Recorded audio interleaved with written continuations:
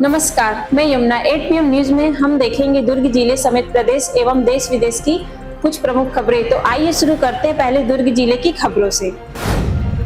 Cabinet मंत्री गजेंद्र यादव ने दुर्ग के इंदिरा मार्केट में व्यापारियों से मिलकर जीएसटी रिफॉर्म 2.0 के प्रभाव और लाभों पर चर्चा की। इस दौरान व्यापारियों को मोदी सरकार द्वारा लागू किए गए नए जीएसटी सुधारों से स्थानीय बाजार में व्यवसाय को कैसे बढ़ावा मिलेगा, इस पर चर्चा की। दैनिक उपयोग की वस्तुओं और छोटे व्यावसायिक आइटम्स पर टैक्स दरें घटने से कीमतों में राहत होगी, जिससे आम जनता और व्यापार दोनों को प्रत्यक्ष लाभ होगा।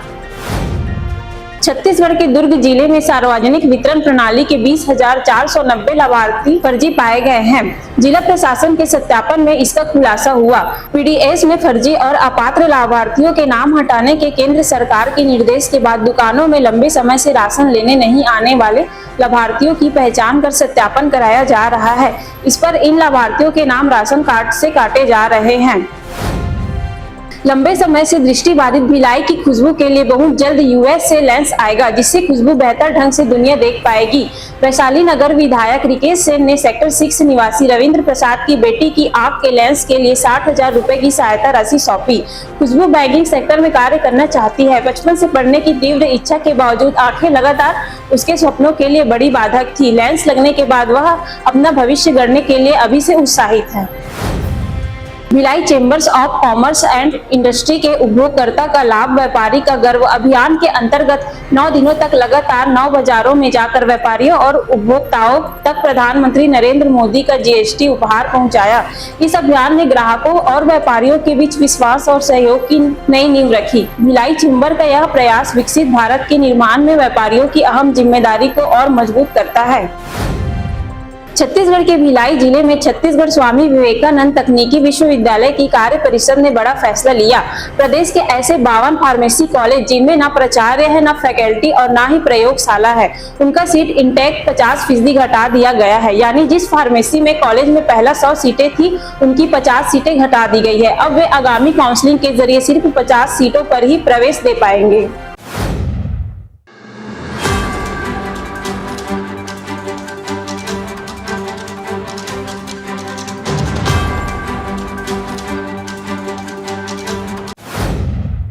अब नजर डालते हैं प्रदेश की खबरों पर।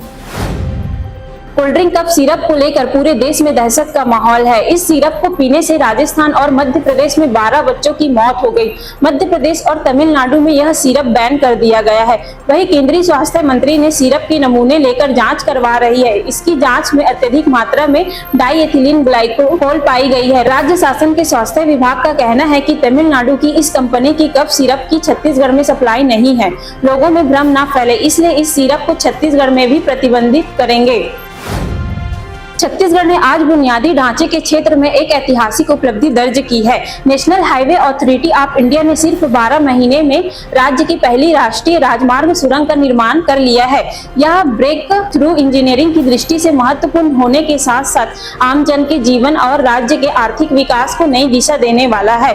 2.79 किलोमीटर लंबी यह टनल रायपुर विशाखापट्टनम आर्थिक गलियारे का हिस्सा है। राजधानी रायपुर में रसूखदारों ने अधिकारियों से मिली भगत कर सबसे बड़ा जमीन घोटाले को अंजाम दिया है। जमीन की कीमत 150 करोड़ रुपए बताई जा रही है। जमीन घोटाले को बेहद सुनियोजित तरीके से अंजाम दिया गया है। करीब 50 एकड़ घास और चराई जमीन को किसानों के नाम अलॉट किया गया है।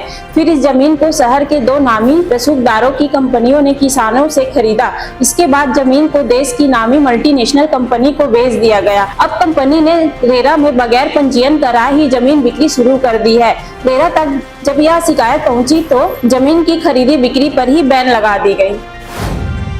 चांदी कारोबारी राहुल गोयल ने 1.29 करोड़ कीमत की चांदी की लूट की कहानी तो रच डाली, लेकिन 24 घंटे नहीं बीते कि झूठा का पर्दाफाश हो गया।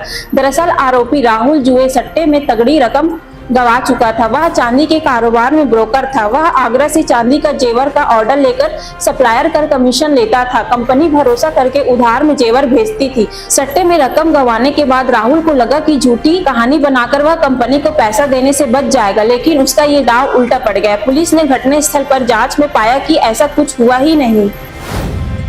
छत्तीसगढ़ के बिलासपुर शहर के सरगंडा थाना क्षेत्र में शिव मंदिर में हुए एक अशोभनीय हरकत के बाद बवाल मच गया है। घटना की सूचना मिलते ही पुलिस तुरंत हरकत में आई और आरोपी युवक की गिरफ्तारी के साथ इलाके में हुई तोड़फोड़ और आगजनी के मामले में त्वरित कार्रवाई करते हुए 9 बदमाशों को गिरफ्तार किया है। आरोपी युवक की पहचान अशरफ खान पिता अनीश खान के रूप में हुई है।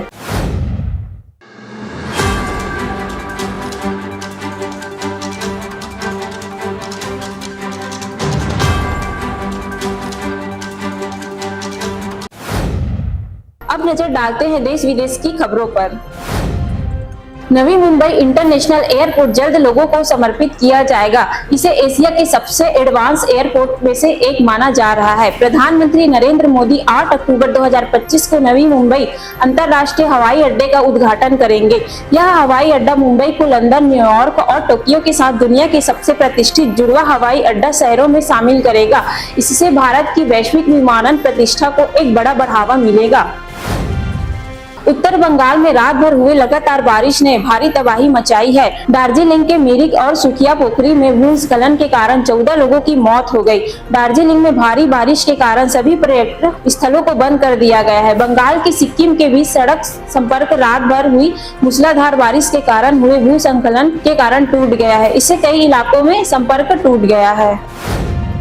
संभल में इन दिनों अवैध निर्माण के खिलाफ प्रशासन विशेष अभियान चला रहा है।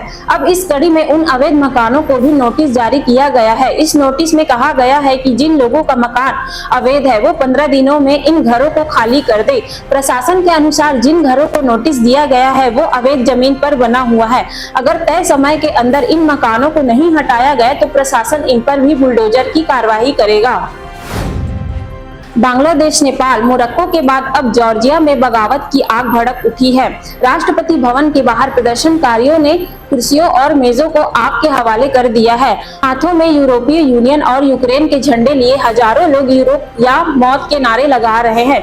पुलिस ने भीड़ को रोकने के लिए आंसू गैस, वाटर कैनन और पेपर स्प्रे इस्तेमाल किया है। विरोधी दलों का आरोप है कि सत्तारूढ़ जॉर्जियन ड्रीम पार्टी रूस समर्थन एजेंडों पर काम कर रही है और देश को यूरोप से दूर ले जा रही है।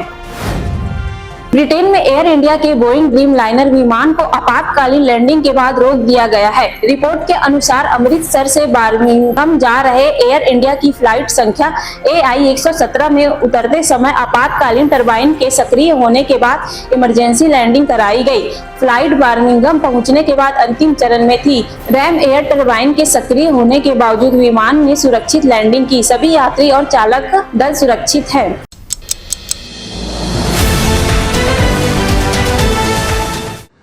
This program is sponsored by SR Hospital and Research Center.